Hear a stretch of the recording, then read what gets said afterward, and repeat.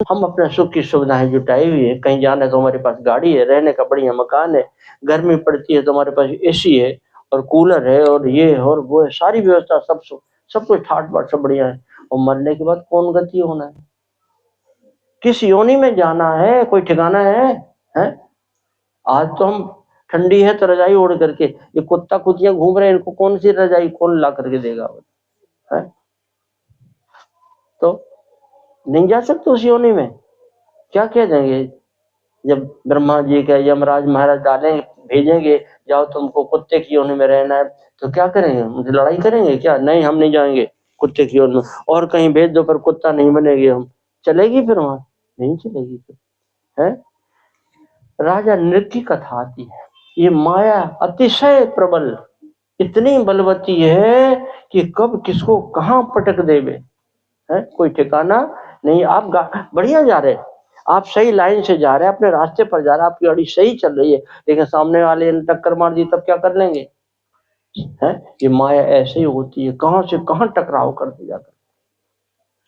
श्रीमद् भागवत में कथा आती है, राजा नृग बड़े धर्मात्मा थे, बड़े धर्मात्मा, जीवन में पाप तो कोई किया ही नहीं, सारा जीवन पुण्यमय, सुकृत का जीवन, बढ़िया जीवन था, अच्छा अच्छा काम, अच्छा, इतने उदार, इतने दानी थे, हजारों हजारों गाय रोज दान करते, उनके यही काम, गाय का दान करो, गाय का दान करो, गाय का दान करने से बड़ा पुण्य होता है, गोदान करो, गोदान करो। और जो नहीं कर पाते हैं तो अयोध्या जी में आते हैं, सरयू में नहाते हैं और 11 रुपया में बछिया की पूंछ पकड़ लेते हैं, इसी से पार होता है। गोदान का तो महत्व है, उससे भी कुछ पुण्य होता ही होगा। और बात सतयुग की है, कलयुग की नहीं है। हजारों हजारों हजारों वर्षों की लंबी लंबी आयु है। दशरथ जी महाराज को राम जी महाराज जन्म हुए तो कितने साल के थे? 60,000, 60,000 वर्ष के हो गए थे दशरथ जी महाराज। सतयुग त्रेता में लंबी आयु होती थी। राजा नृग ने इतनी लंबी आयु में कितना दान किया, गायों की गिनती नहीं कोई जाकर के, एक गलती कुछ नहीं किया उन्होंने, लेकिन वो माया ने ऐसे पटक दिया घुमा करके। सुनी कथा आप लोगों ने, राजा नृग की कथा सुनी है? श्रीमद् भागवत में कथा है, एक ब्राह्मण की गाय घर से भाग गई, गाय भी थी, बछड़ा भी साथ में था, दूध देने वाली बढ़िया गाय, और पंडित जी महाराज की गाय निकल गई, और निकल गई, बहुत खोजी मिली नहीं। और राजा साहब के यहाँ जो गाय दान करने की व्यवस्था थी उसमें लाखों लाखों गाय, रोज तो दान करना महाराज को, वो गई, वो झुंड में मिल गई, राजा ने के गायों के झुंड में चली गई। ब्रह्म देखिए माया कैसे कहां से कहां पटकती है, ऐसा फंसाती है कि निकलने का कोई रास्ता फिर नहीं। राजा की गाय, तो राजा के कर्मचारियों ने समझा नहीं, वो समझे अपनी गाय है और बढ़िया गाय है, दूध देने वाली है, बछड़ा साथ में है, तो लेकर के खड़ा कर दिया दान में महाराज जी। हाँ, अब महाराज को क्या पता, जब कर्मचारी नहीं जानते हैं तो राजा साहब को क्या पता कौन गाय अपनी, जब सब अपनी है तो ये भी अपनी होगी। और राजा साहब ने पंडित जी महाराज को लिया, वो दान कर दिया, संकल्प पढ़ करके उनको दे दिया। वो पंडित जी लेकर के चले, जिनकी गाय थी वो खोज रहे थे, हमारी गाय खो गई भैया, हमारी गाय, आज 3 दिन हो गया मिली नहीं गाय। वो ले जा रहे पंडित, ए पंडित जी, ए कहाँ ले जा रहे? वो पंडित जी ले जा रहे, उनको दान में मिली थी, कहाँ ले जा रहे हैं? अपने घर ले जा रहे हैं। घर ले जा रहे हैं, क्यों घर क्यों ले जा रहे हैं? गाय किसकी? बोले हम हमारी है। अरे गाय हमारी है, झूठ क्यों बोलते हो? सतयुग का सम, सतयुग वहां झूठ कोई बोलता ही नहीं था। गाय तो हमारी है। आपकी? आपकी गाय है, हमको राजा साहब ने दान में दी, राजा साहब ने संकल्प पढ़ करके हम दान में दिए, वो आपकी है तो राजा ने चुरा करके दान में दे दी। चलो वापस गए, सारी घटना सुनाए, राजा ने स्वीकार करे, सतयुग का समय, कोई झूठ नहीं बोलता। पंडित जी गाय इनकी है, हमने भूल से आपको दे दी है, तो ऐसा करिए आप गाय इनको दे दीजिए, आप दूसरी गाय ले लीजिए। बोले हम नहीं देंगे, हम नहीं देंगे, क्योंकि हम अप्रतिग्रही ब्राह्मण हैं, हम प्रतिग्रह, दान हम लेते ही नहीं, हमारा नियम है, हम किसी से दान नहीं लेते हैं, हमारी गाय हमको मिलना चाहिए, हम दान की गाय नहीं ले, अप्रतिग्रही। तो ऐसा करिए कि पंडित जी आप इनको दे दीजिए गाय, ये दूसरी गाय नहीं लेंगे, और अब दूसरी गाय ले लीजिए। बोले नहीं, हमारे नाम से संकल्प पढ़ करके आपने हमको दान किया है, अब गाय हमारी है, अब किसी के नहीं, हम नहीं देंगे। ऐसे अड़ियल दोनों पंडित जी महाराज, उन्हें दान की गाय लेना नहीं है, हैं? दूसरी गाय नहीं लेना है, और अपनी गाय वो दान में चली गई, ब्राह्मण को उसे वापस नहीं करना है। बात फंसी तो फंसी रह गई, नहीं सुलझी। यमराज के यहाँ पहुंचे, यमराज ने कहा महाराज आपने इतना पुण्य किया है, इसकी कोई गिनती नहीं है।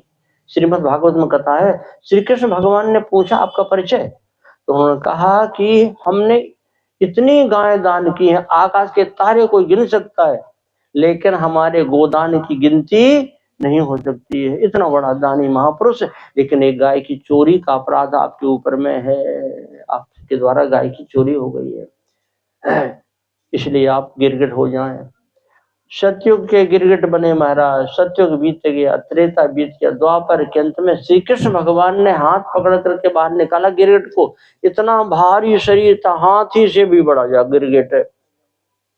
भगवान ने निकाला हाथ पकड़ कर, भगवान के स्पर्श से हाथी का वो गिरगिट का शरीर छूट गया, और ये दिव्य स्वरूप से निकले। उन्होंने सारी घटना सुनाई। तो गिरगिट योनि से उद्धार हुआ है, ये संसार के माया चक्र से उद्धार नहीं हुआ है? इतनी प्रबल माया है, उसी में हम पड़े हुए हैं। अगर निकलना है तो एक ही रास्ता है, क्या रास्ता है?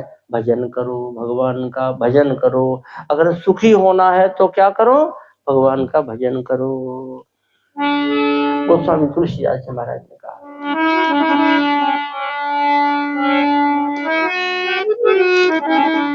दीन कहे, अगर सुखी होना है तो भजन करो, भक्ति करो भगवान। दीन कहे धनवान सुखी, धनवान कहे सुख राजा को भाई, राजा कहे महाराजा सुखी, महाराजा कहे सुख इंद्र को भाई, इंद्र कहे ब्रह्मा है सुखी, और ब्रह्मा जी कहे सुख विष्णु को भाई। तुलसीदास विचार कहे, हरि भक्ति बिना सब जीव दुखाई। तुलसीदास विचारी कहे, हरि भक्ति बिना सब जीव दुखाई। भजन नहीं किया, और भजन बिना भक्ति के, बिना भगवान का भजन किए इस माया से कोई पार नहीं हो सकता है, पार नहीं निकल सकता है। भक्ति करो, भक्ति करो। श्रीमद् भागवत में सूत जी महाराज से शौनकादि ऋषियों ने प्रश्न किया है, जीव का सबसे महत्वपूर्ण कर्तव्य धर्म क्या है, बताइए। सा वही पुंसाम परो धर्मो परम धर्म, इससे बड़ा धर्म दूसरा कोई नहीं। वो क्या है? या तो भक्ति अधोक्ति, परमात्मा की भक्ति करो, भगवान का भजन करना सबसे श्रेष्ठ धर्म, इससे बड़ा कोई धर्म संसार में नहीं है? माता पिता घर में, उनकी सेवा नहीं करना, जंगल में चले साधु हो गए जंगल में, कोई बात नहीं है। अगर भजन कर रहा है तो माता पिता की सेवा को छोड़ देने का दोष नहीं लगेगा। अरे भाई माता पिता को छोड़ा है, लेकिन परम पिता को तो पकड़ लिया है, परम पिता को तो पकड़ा हुआ है, इसलिए उसको दोष नहीं लगता है। अगर शुद्ध भगवान की भक्ति कर रहा है, भजन कर रहा है, तो बिना भक्ति के भगवान प्रसन्न होने वाले नहीं है, और भगवान जब तक प्रसन्न नहीं होंगे तब तक भवसागर से पार होना संभव नहीं है। क्योंकि जो ही बांधो सोई छोड़े, जिसने इस माया में डाला है वही निकाल सकता है। भगवान की प्रसन्नता, भगवान की प्राप्ति केवल भक्ति से।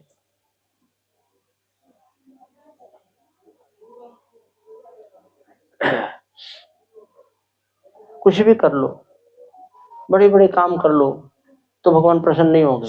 भजन करो, इस समझ में किसी ने कही थी, श्लोक में कहा व्याधस्य आचरणम, कोई आचरण बढ़िया हो, अच्छा जीवन हो तो